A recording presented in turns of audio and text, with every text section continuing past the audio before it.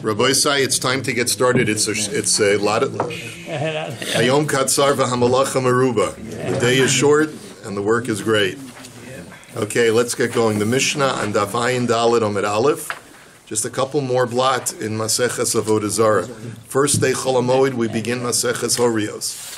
Okay, Mishnah says, Elu asurin va'asurin b'cholshu. The following things itemized in our Mishnah are forbidden, and if they fall into mixtures of larger mixtures of permitted stuff, they prohibit everything.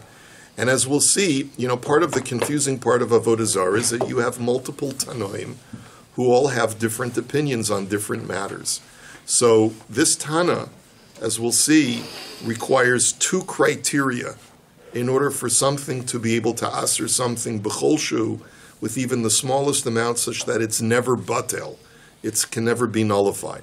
So let's see what's on the list, and then we'll get clarity in a moment. Yayin nesech, okay, va'avod. Did you find food? Was there? Yes. Oh, God bless you. Yayin nesech. I see Danny chewing something. I figure either he got his own stash or there must have been food. Okay, yayin nesech. Okay, so va'avodas kochavim.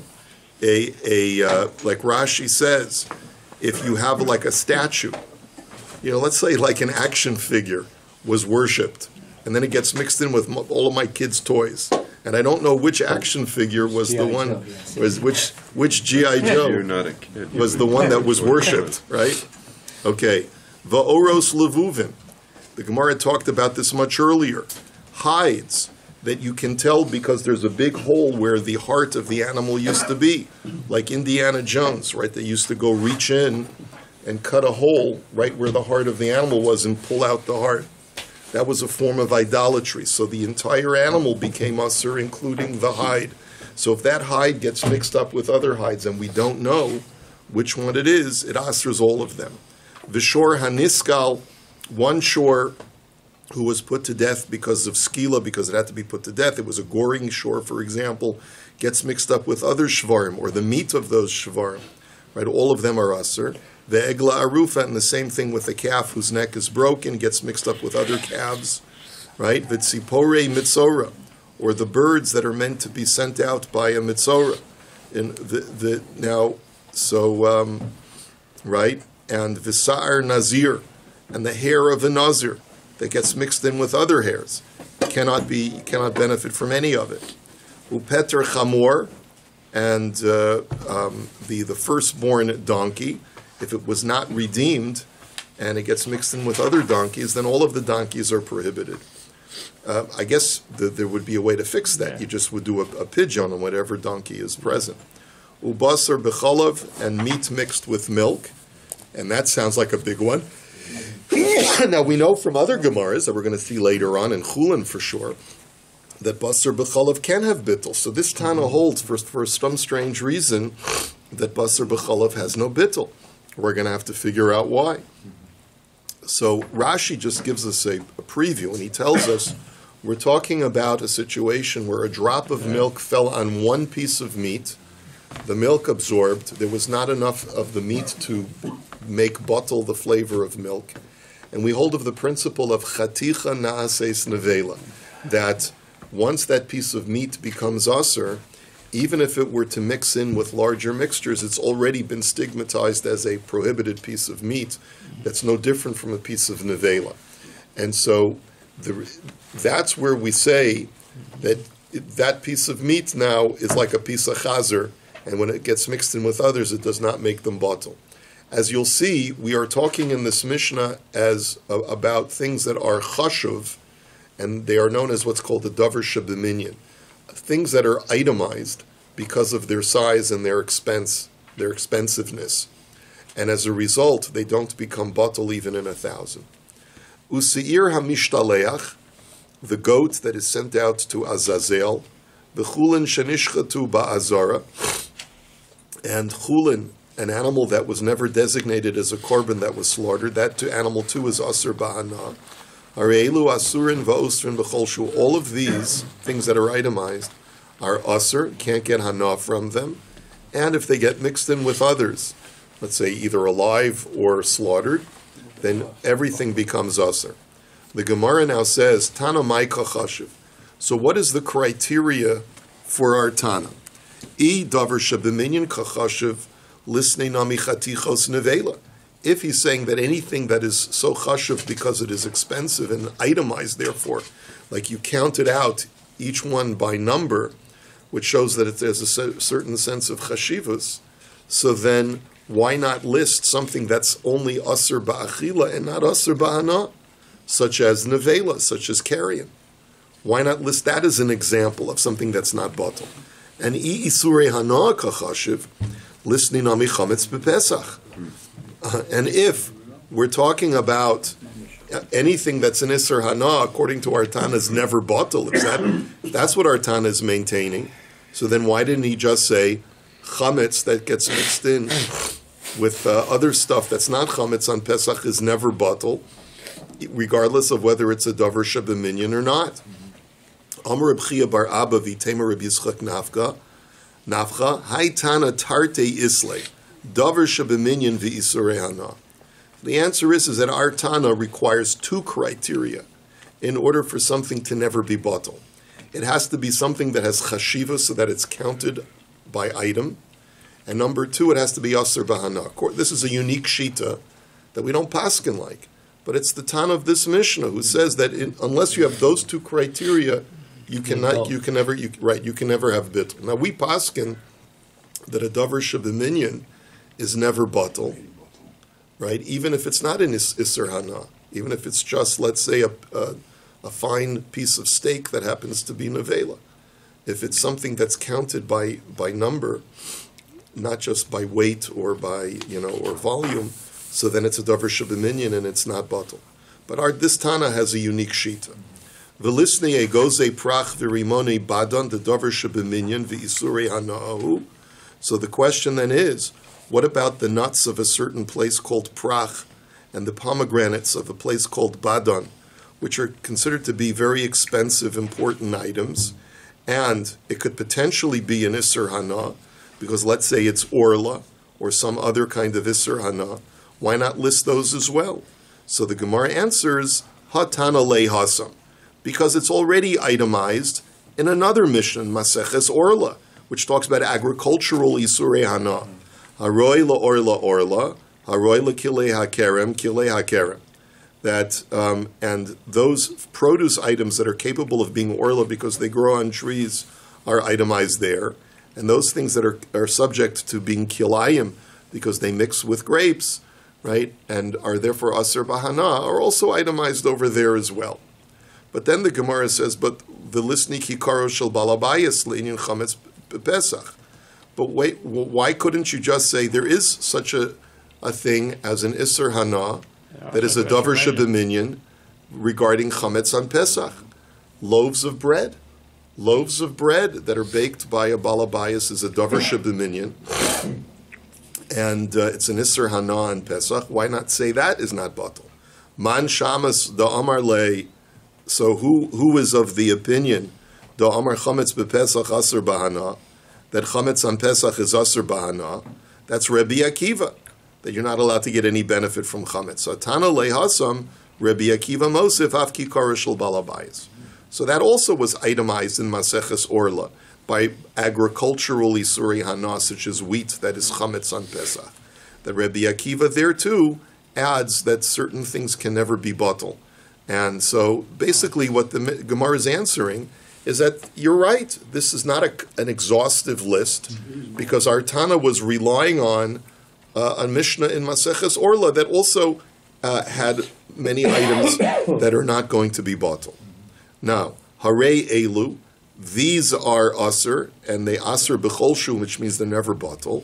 So the Gemara says, Lima'ute Mai. Why do you have this summation at the end of the Mishnah? It usually is coming to exclude something. Lima'ute davar shebeminyan v'lav Isurei Hana.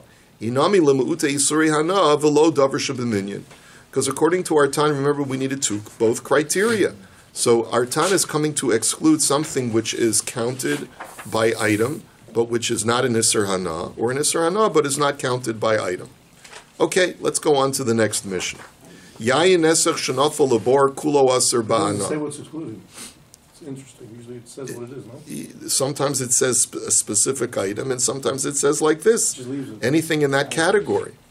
Anything in the category that does not fulfill both criteria. It's not just one thing, anything. Yes. Okay, Yeah. Yayin nesach shenafal labor kulo aser ba'ana. So the Mishnah now says that yayin nesach that falls into a pit, all of it is going to be aser ba'ana. Rabbi Shimon ben Gamliel oimer, and this we had seen before. And by the way, when we said yayin nesach is not going to be bottled because it's a davar sheb'dominion, what are we talking about? A barrel of yayin nesach. Not drop.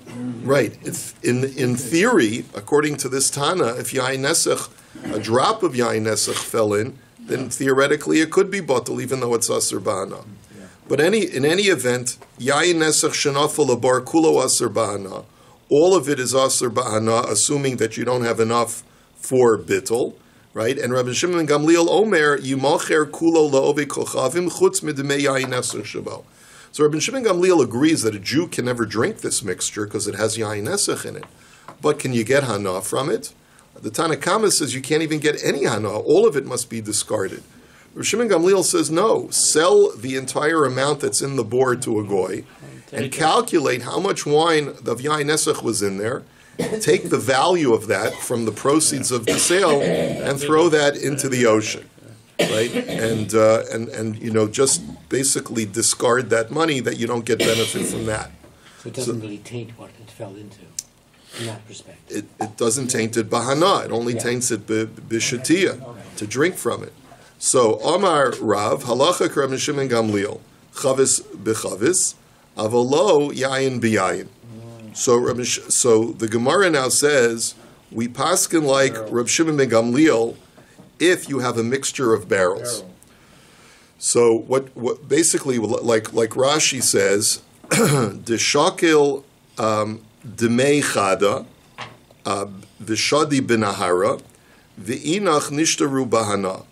That since there's no homogeneous mixture, but rather you have distinct and discrete barrels of wine, one of them is yayin nesach, you can sell the entire a bunch of them to a goy, and just take the proceeds of one of the barrels and discard it.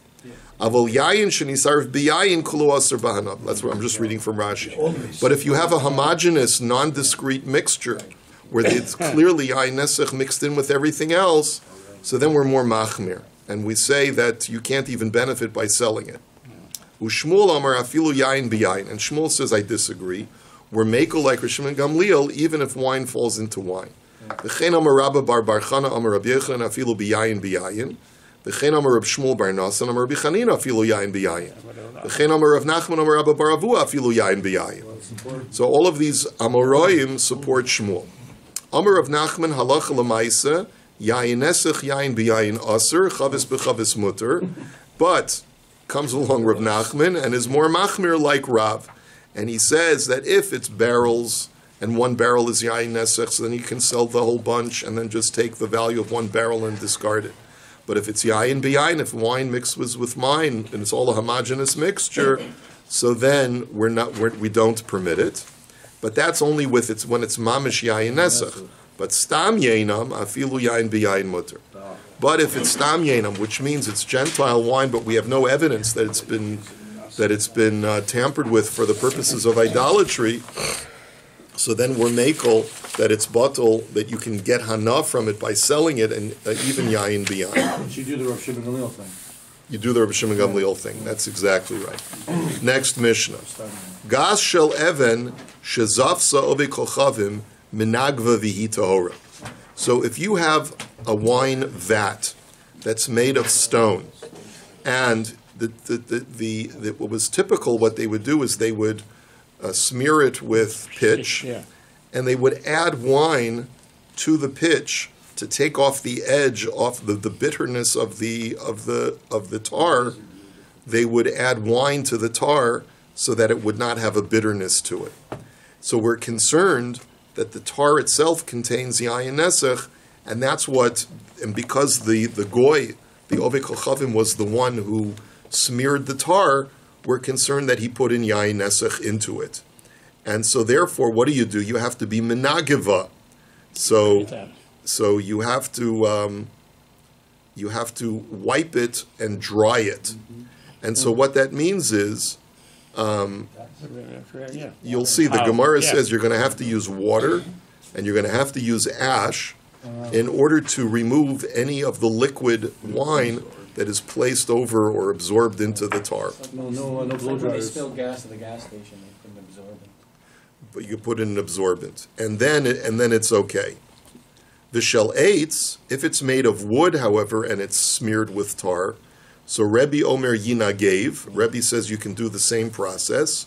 The Chachamim Omrim Yiklof es hazefes, and the Chachamim say you actually have to peel off the tar, because wood is a more absorbent substance, and like Rashi says, the baya zefes tuva, it requires additional tar, and it's going to absorb more wine. So Rebbe says it's the same thing as stone, and the Chachamim say no, you have to peel off the tar. The shalcheres, which is the most absorbent, if it's earthenware, so then afal pisha kolav esazefes arezu asura. Then we assume that even after you peel off the tar, the wine that was added to the tar has already absorbed into the earthenware, and therefore you can't use it at all, because there's already yain nesach absorbed into the earthenware container, the vat. So the Gemara now says you can't kosher it, right? you can't kosher earthenware. Okay. So the Gemara now says Amar Rava Davka Zafsa Aval Dorach Ba Lo. So Rava says this is only true that we rely on this leniency to either wipe down and place an absorbent on the tar, in only when it was smeared with tar.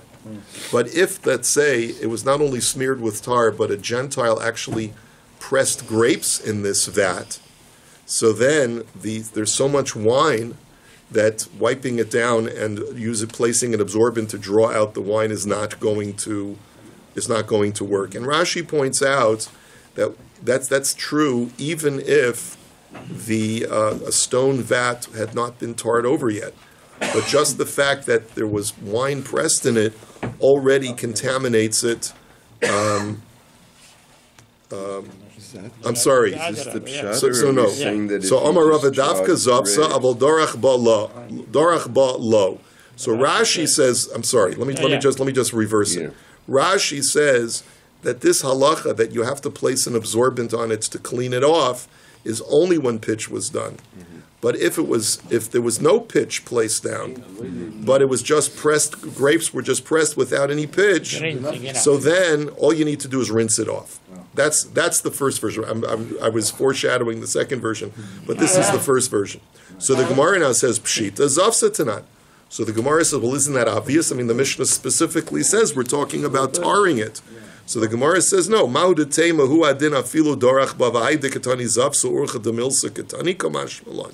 You might have thought that it's true anytime yayin esech comes in contact with a stone vat, that it needs to have this absorbent niguv drying off.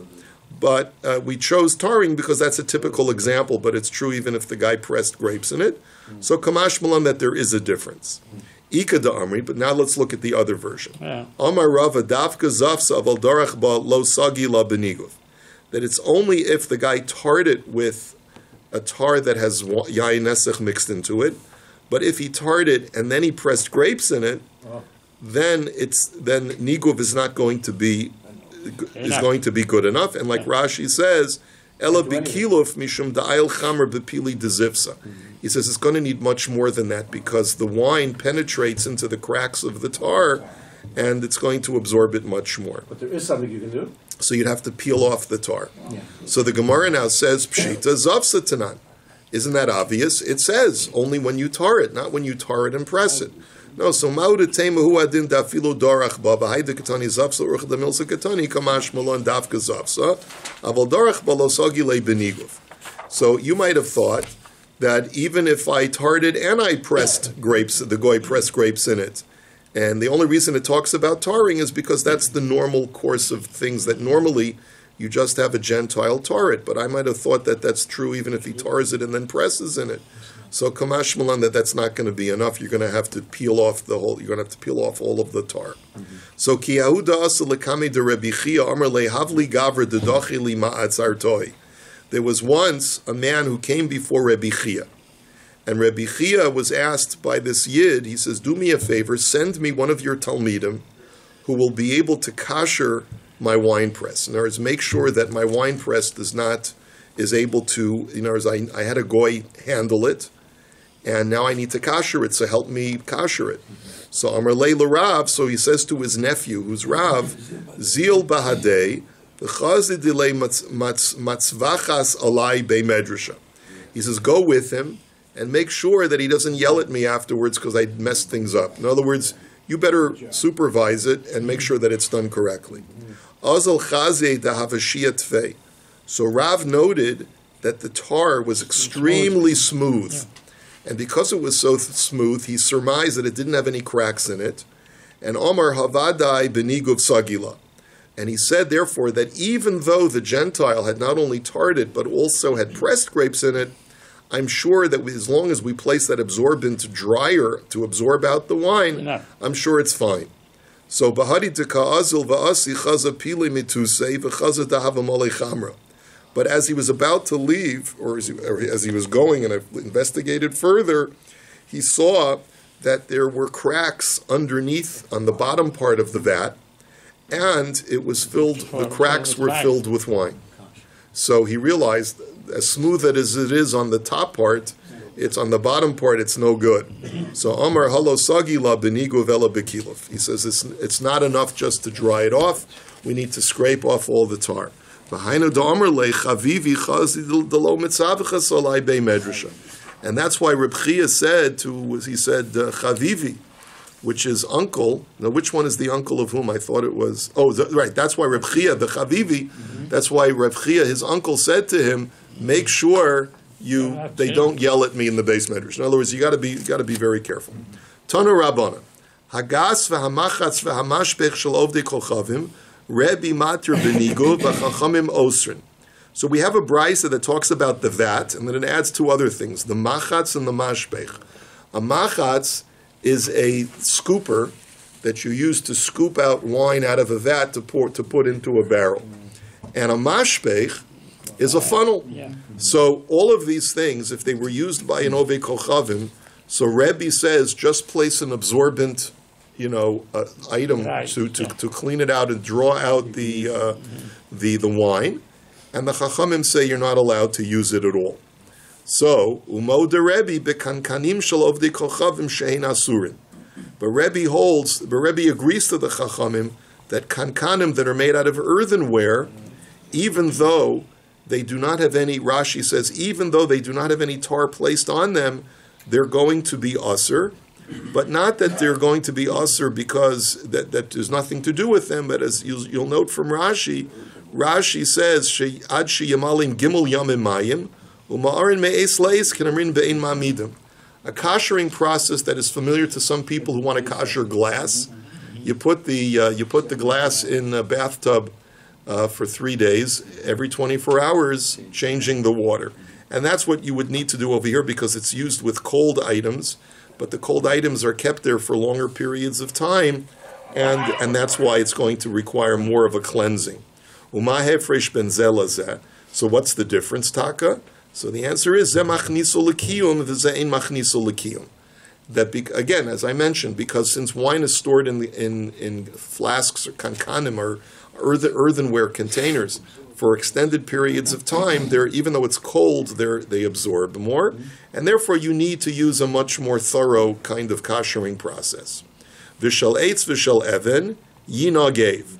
Now, if, however, the containers are made of wood and stone, all you have to do is dry them down with that absorbent, and everyone agrees to that as long as they don't have any tar in them, and that's fine.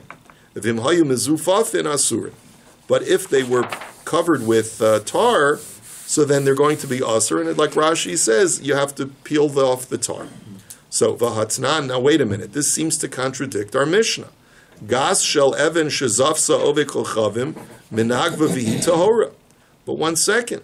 we learned in our Mishnah that if you have a vat that's made out of stone and you put pitch on it, then you just have to wipe it down and it's okay.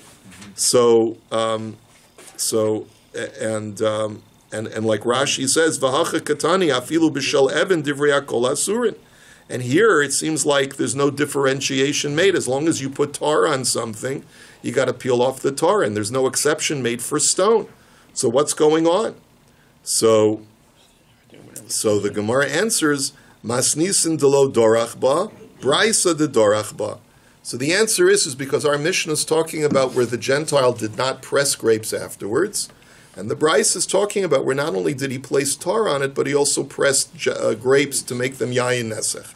And that's why we're more machmer, so that even if the vat is made of stone, but since it was tarred and then pressed, you have to remove the tar.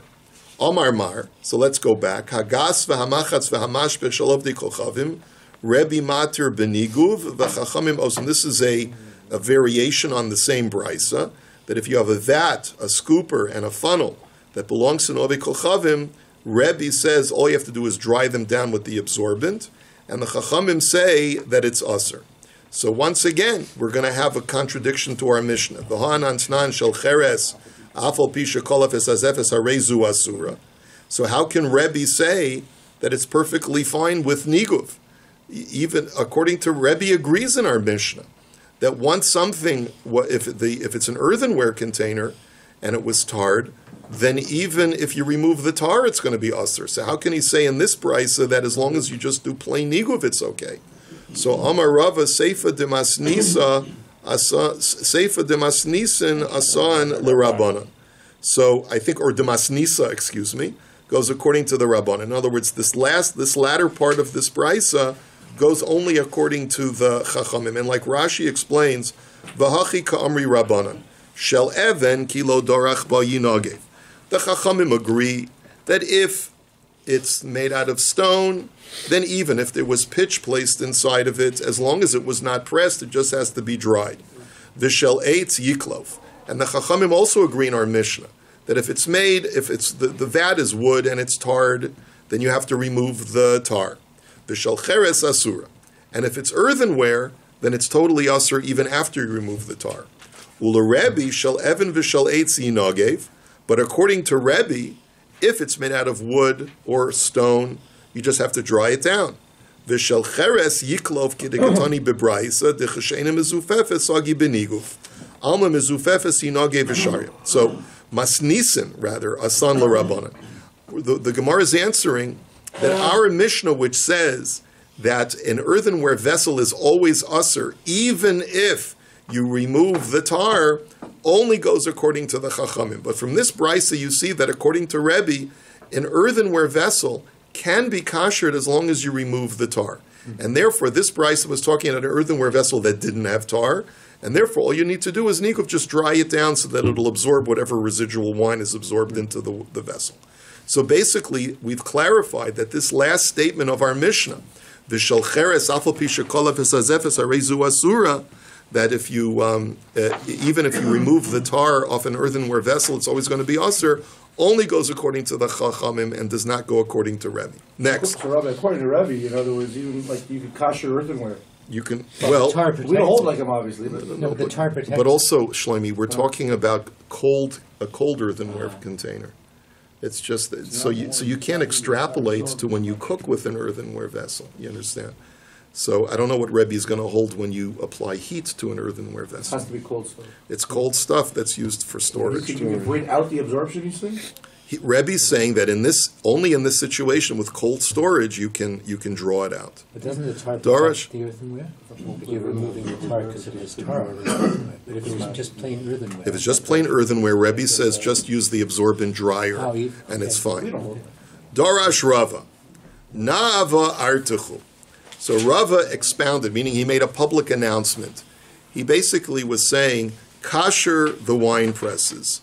In other words, boil it up. He says, harsichu beroschen, that boil up and put hot water in it, because that's really the only way you're going to be able to get out all of this stuff. And Tosfos has this long discussion, and which also is very pertinent to koshering. in this season. He says it can't be that he's suggesting that you take a big wine vat and stick it in a pot of boiling water. You can't get a pot that big. So what we can conclude, says Tosfos, is that you can do irui from a kli rishon. You can boil up a pot of water and pour boiling water over the entire surface of the wine vat. And that, at least for these purposes, would be enough to draw it out. Because Rava basically felt that even though there was cold storage, but since there was so much absorbency over the long-term use, that this was the only way to really fix it. Rava ki hava mishader gulfi laharfanya sachev lehu apumayu v'chasim lehu abir tzayu.